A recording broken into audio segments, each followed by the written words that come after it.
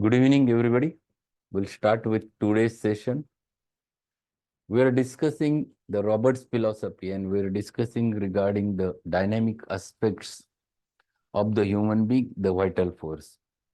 And everyone will consider why it is necessary to learn vital force again and again.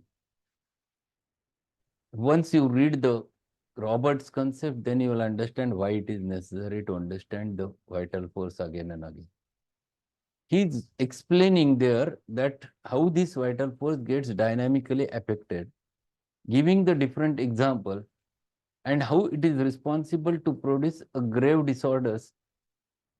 Even just a fright in case of mother during the gestation can cause a disorder in the newborn infant.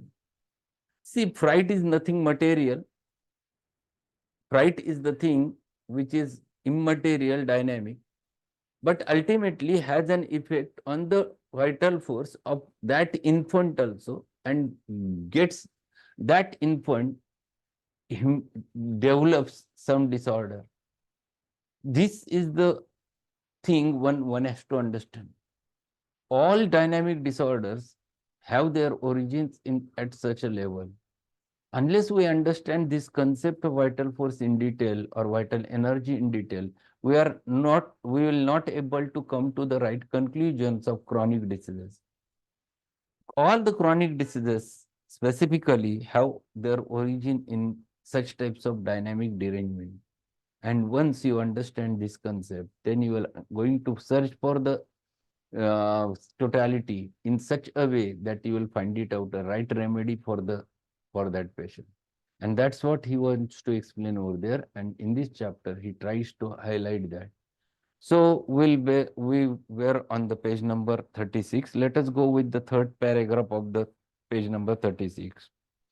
On the other hand, after the separate individual life has been established, we know how terrific are the consequences of fright.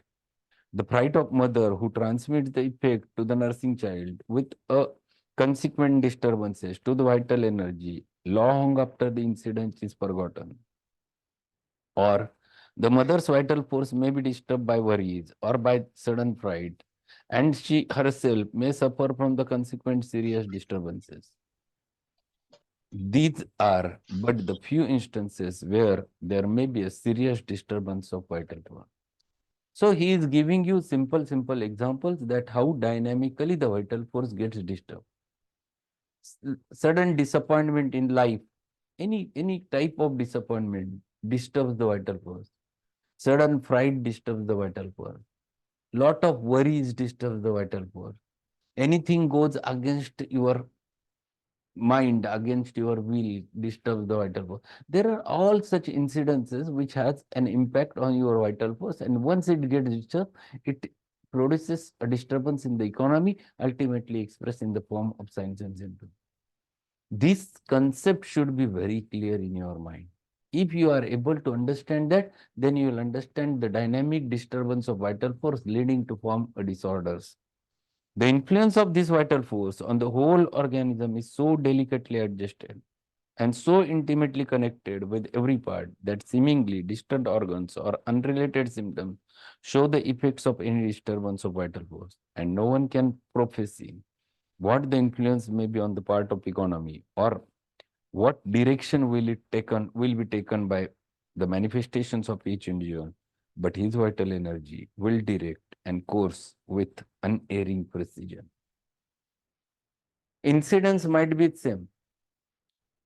The individuality is variable. Every person will react to the same variety of incidents in a different manner. So you have to take into consideration both the things. You have to take into consideration the cause and the effects. So in one case, there might be in at one instance, there is sudden fright has happened because of something, same cause. There are three people present. Everyone will take it in a different manner, depending on their constitution, depending on their miasm, depending on their susceptibility. So everyone's reaction to the same situation is variable. Someone will take it seriously, fight with the situation. Someone never looks towards it, and someone gets absolutely frightened because of it. The reactions are variable. Here, the individuality is hidden. And that's why what is needed is to find it out both the things, the cause as well as effect. And with the help of cause and effects, you can reach to the right totality and individuality of that human being. And this we have to understand. This is a very important entity which he is trying to explain the concept of disease in homeopathy. And these are the instances which are called as the dynamic causes of the disorders. The appearance of these disturbances is a reflection of inward turmoil and the confusion of the harmonious action which the vital force has suffered. This brings us to the point where we must acknowledge that disturbance of any part in the manifestation of an inner disturbance and is not local confusion of the certain muscles or of certain groups of nerves or arteries or even of the mind itself, but that is an expression of the whole disturbance manifesting itself perhaps locally or in seemingly unrelated parts. It is an expression of the disturbed vital energy and is it is a manifestation of man as a unit and not of a separate parts of his body. See how clearly he explains the things. We'll take simple example. You are sitting over there and all of a sudden a tiger comes. What will be the reaction? Whether your single part will react to that tiger or as an individual you will going to react to that situation. Simple question. There are two types of reactions which develops. Within fraction of seconds, in the pride develops, the pride produces adrenaline, noradrenaline secretions in your blood, which stimulates your heart to beat fast. And you will, within a fraction of second, you will decide to fight or flight. And for both purposes, you will require an energy. It is not just a one part will start reacting. It is as an individual, as a whole will going to react. And because it has been developed from the same cell. Individual is the whole human being is part and parcel of the same cell. So reactions are not variable, that one part will react in a different manner, another part will react in a different manner. It is not like that. It's not like that mind will think in a different manner and your body will react in a different manner. It's not like that. You will react as a whole, as a single unit. If it is so, then you have to take into consideration the human and not his parts. Why is he explaining all those things? Your concept should get clear that you should not take into consideration the parts, you should take into consideration the whole human being. Because human reacts, it is not the part reacts. And that's why, even though any pathology located in a particular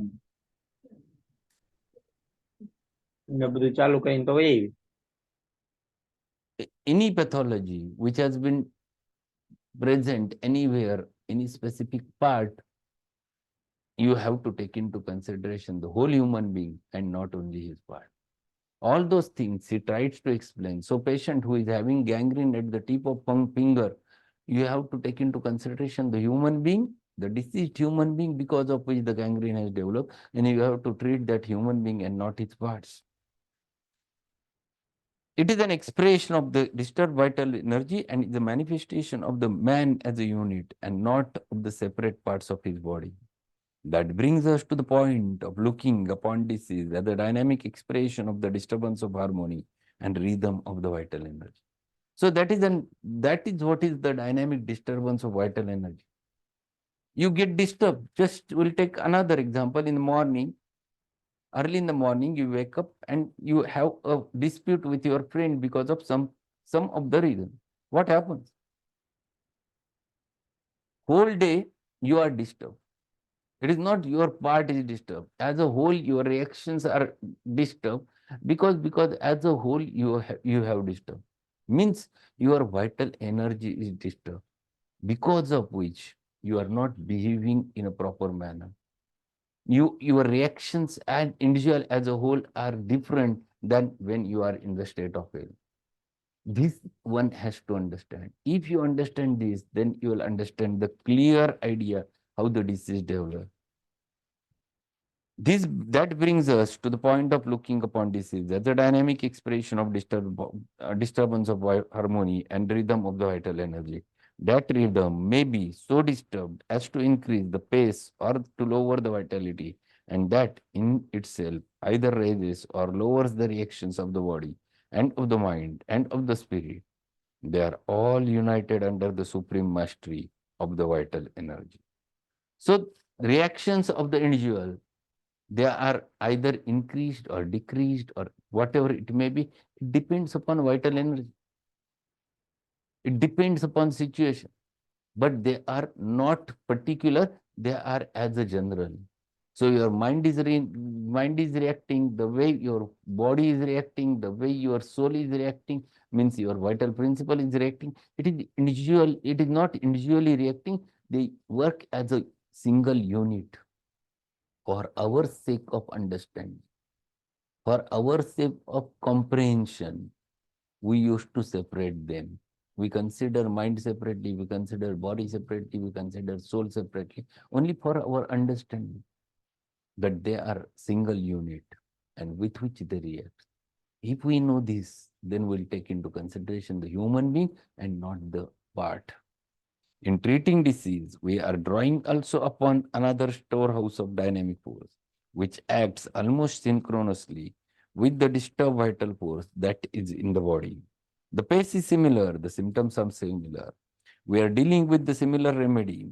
Dr. Boger illustrates this by a picture of runaway train, where an engine is set not in opposite direction to meet and combat the force with force, but in same direction, increasing in pace until it is equal in pace to run away.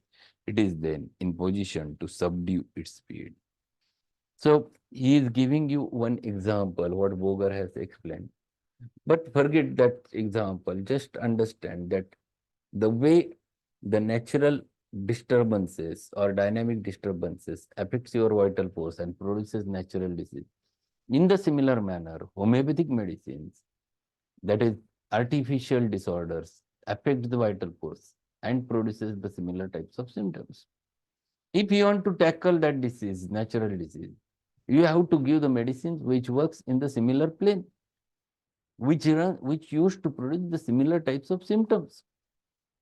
So the direction should be one and same. It is not opposite. So patient is having constipation and you are giving the medicine producing diarrhea, it is an antipathy. Homeopathy is not like that. When you have to give the medicine to the patient, the medicine should produce similar type of constipation in that patient. So remedy is matched at the same level. Only thing is that the artificial disease which you are going to produce with the help of your medicine should be stronger than the natural disease. Then you can subdue it, then you can tackle it. Means you can apply and follow the nature's law of cure. That is, the weaker dynamic affection is permanently extinguished in the living organism by a stronger one, if latter, whilst differing in kind, is very similar to its manifestation. So this is what he is explaining over there, that if you understand all those things, then you can understand how to treat. There should be a totality of the natural disease, and that is also a dynamic disorder. And the homeopathic medicine, which works or which has been proved on healthy human being, have the similar type of symptoms and which is also dynamic enough. So that dynamic artificial disease can remove the natural disease permanently. Disease symptoms show themselves in unified order: the physical, the mental, and the spiritual sphere. But each individual does not show necessarily disturbances in all of these spheres in manifesting disease condition. One, the insane may accentuate the mental. One, the insane may accentuate the mental. One, the physical. And one, the criminal and the disturbance of spiritual forces. Each accentuated according to tendencies of vital force, vital energy, and the individual reaction to the dynamic disturbance. There are three important planes which one has to take into consideration when dealing with dynamics. Computer. So you have to understand all three planes, the mental, the spiritual, and the physical. And it is not always like that every time all three will going to show you disturbances. There might be a disturbance at the mental level, producing mental emotional symptoms. So patient is disturbed, showing anger, and violent anger or anything. That may be one of the things.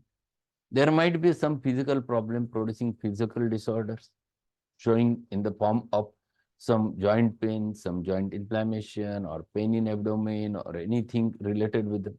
And there is third plane, which is called as the spiritual plane. Question arises, what is spiritual plane? Spiritual plane means the plane where the conscience plays the role. Original human nature is the nature where human works for others. He thinks of others first and then thinks of himself. If you are spiritual person, you will not think about self.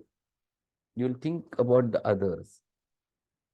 If your spiritual plane is disturbed, you are nothing but the criminal. Your mind works in criminal direction. You start setting others.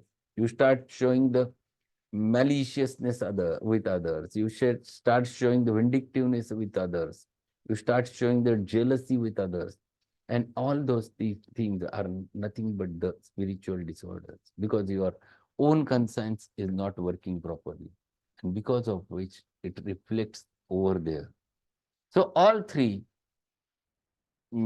are the planes where disturbance might happen, but it is not always that it will happen at all three planes. It might be in one plane, it might be in two planes, it might be in all three planes, or sometimes it might be only in one plane also. But reactions of the disturbed vital energy will be very specific to that individual.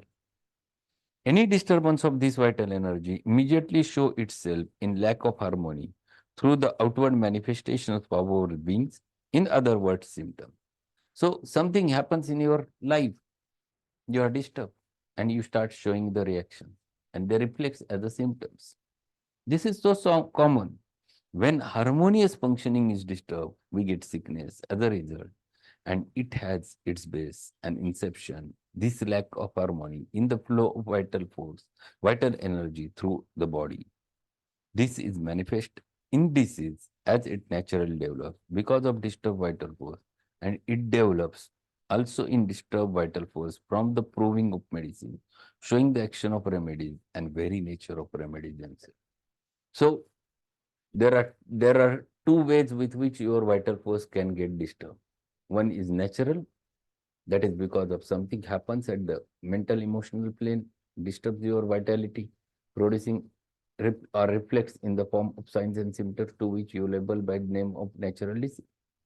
And another is that when you start proving the homeopathic medicines in the dynamic form, that is in the totalized form, it will act in the same plane, producing the functional disturbances in the human being, and then causes an artificial disease over there. So see, these two things, both one is natural, another is artificial, but both works in the same plane. Both works on the vital force.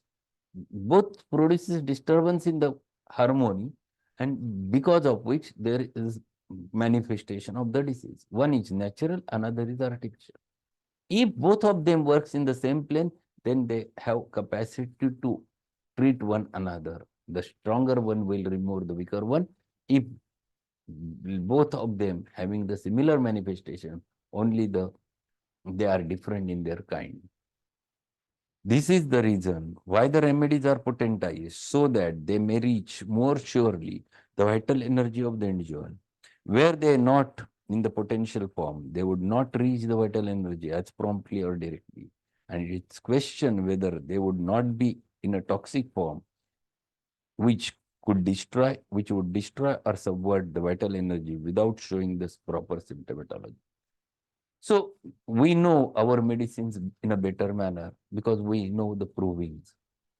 We have proved remedies in potentized form, and we know what it used to produce and what it's supposed to produce.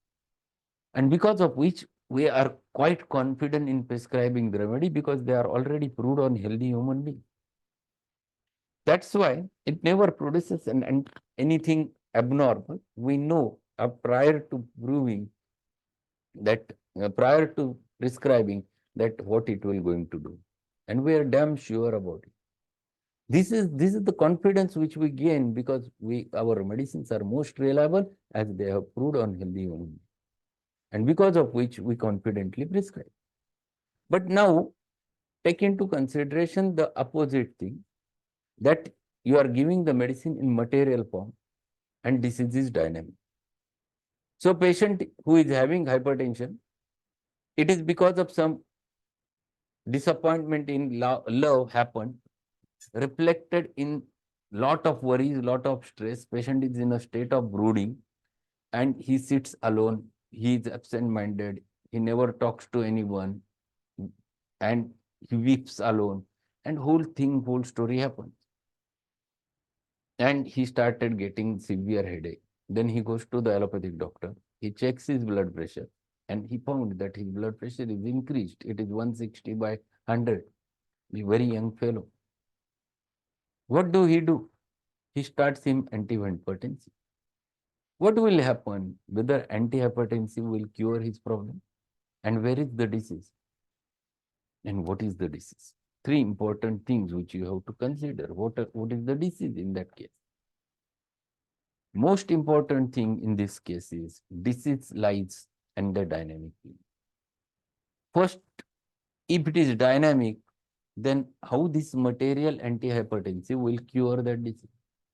Yes, material antihypertensive will bring down the blood pressure, but whether it will treat the cause behind it. And what is the cause? Cause is disappointment in love. You cannot treat that with the help of material dose. Then question arises, what your remedy will do? Yes, your remedy might be a natramur. You would have selected natramur in 1 m potency and given to that patient instead of giving him antihypertensive. So what will happen? Whether after giving natramur, that girl will again come back in his life. So these things will not going to happen. One of my students asked, sir, maintaining cause will remain as it is. How can homeopathic remedy will cure? So what is the disease in this disorder? Anyone? What is the disease in this specific disorder? Patient is having hypertension. Cause? Disappointment. Disappointment of love. Harmony. Not getting your voice properly. Disappointment of love, sir. Disappointment in love, it's okay. But that is a maintaining cause in the case. Your remedy, what your remedy will do? The deranged vital force will comes in normal state. Means what? That will break. Means so the what? dynamic protective covering of that patient becomes weak. He becomes susceptible. So that affects him on materialistic level. On the part on that which he's more prone towards susceptible. After giving medicine on dynamic plane, his dynamic protective covering will be strong and he will react accordingly. Most important thing is that you have to understand what is disease in this case. Disease is he is not accepting the reality. He is not accepting that someone says no to him. That is the disease. Your remedy will bring him into the state of reality that this can happen. If patient starts accepting the situation, patient will come out of his delusion and that is called as cure. This is what is the concept of disease as a delusion by Shankaran sir. Here, that is the delusion that she will come again in his life. That is the delusion. He is in same plane. He is in that delusion. He should come out of that delusion. into the reality, the patient will be cured. And that work is done with the homeopathic medicine. So he is explaining over there exactly this disturbance of vital force, and homeopathic remedies work at the same plane and removes that disturbance in the dynamic plane, because of which it becomes quite easy to understand. So that's all for today. We'll meet directly on Monday at this session. Organon session will keep at the same time, 5:45.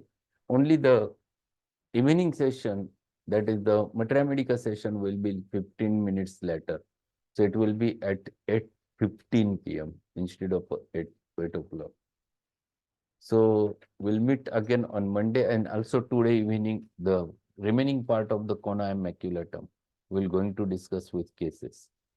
Thanks a lot. If any query is there, we can have a chat. Otherwise, we'll conclude.